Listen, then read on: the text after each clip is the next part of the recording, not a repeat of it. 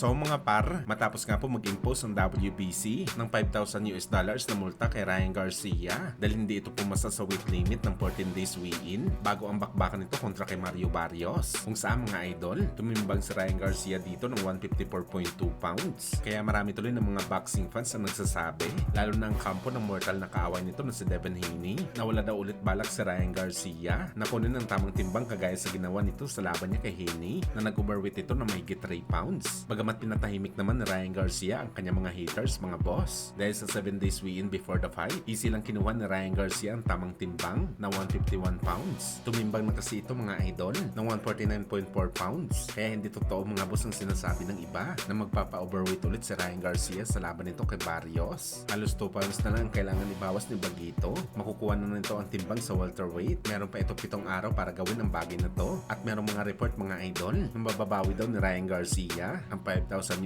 na multa nito sa WBC dahil nakuha naman ito ang tamang timbang sa pangalawang try. 7-day check-in. Let's go. Samantala sa naging live naman po mga boss ng isa pa sa mga welterweight superstar na si Conor Ben, prangka ito nagbigay ng prediction para sa papalapit na bakbakan ni Mario Barrios at Ryan Garcia. Ano yung mga idol? Gusto niya daw manalo si Ryan dahil gusto daw ni Conor Ben si Bagito ang makalaban nito sa title fight sa dahilan nabibenta daw na malaki ang bakbakan nila sa rason na money fighter itong si Ryan Garcia kumpara kay Barrios. Pero palagay daw ni Conor Ben, mananalo daw si Barrios kay Ryan Garcia at hindi lang daw basta panalo mga idol, kundi knockout talaga nga boto ni Ryan kay Barrios. At ang rason ni Conor Ben mga idol, walang pinag-iba sa mga rason ni Timothy Bradley at iba pang mga experts na hindi na daw bago kay Barrios si Ryan Garcia, lalo pa nakalaban na ni Barrios ang isa sa mga icon ng boxing sports na si Manny Pacquiao. Malawak na daw ang karanasan nito sa mga elite fighter na kalaban na parang sinasabi lamang ni Conor Ben mga boss na mas malakas pa rin talagang 46 anyos na Pacman kaysa kay Ryan Garcia na mas bata.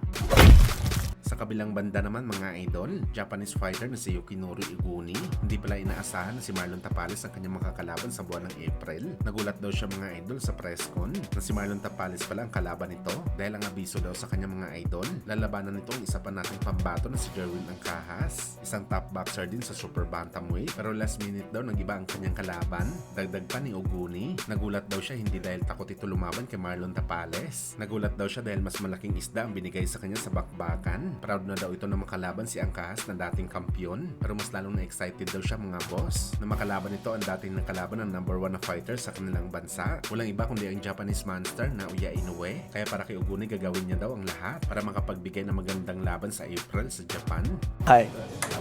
去年の5月にサウスポーの横